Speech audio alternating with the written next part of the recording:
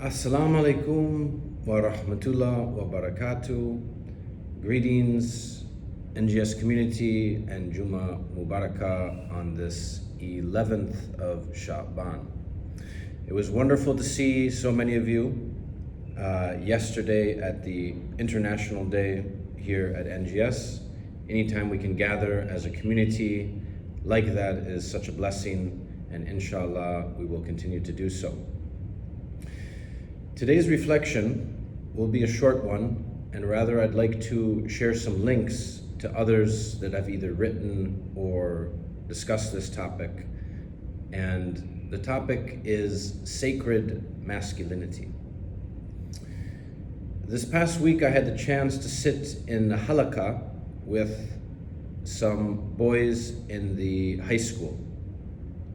And I was very impressed, mashallah, by their openness, their thoughtfulness, and also I was struck by the challenge they're facing in determining what does it mean to be a man, in particular a Muslim man.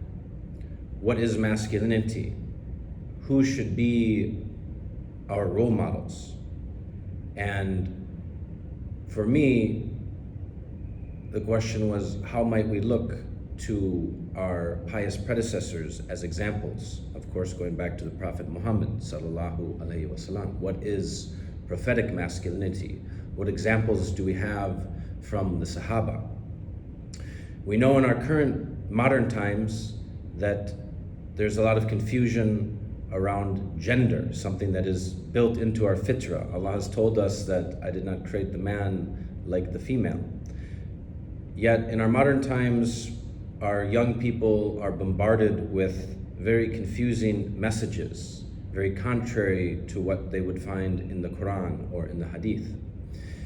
And it struck me that we need to do more as a community to address this issue, to help raise our young men and young women with a strong sense of identity, with a strong sense of the appropriate type of masculinity and femininity, and to take pride that our religion embraces and celebrates these innate fitrah aspects of who we are.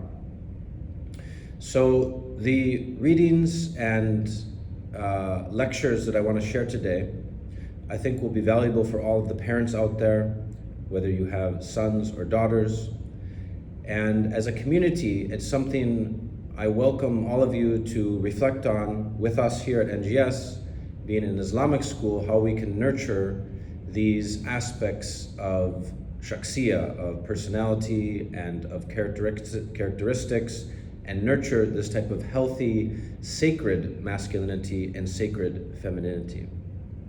So please take time to read and listen and reflect, and may Allah guide all of us. May He keep us firm upon the straight path and holding firm to His rope, which is the only sure hold in these times we find ourselves in. Blessings on this day of our weekly Eid, and we are marking now the 1/3 point of the month of Sha'ban, which means that Ramadan is fast approaching. I pray that we will all be able to meet the blessed month of Ramadan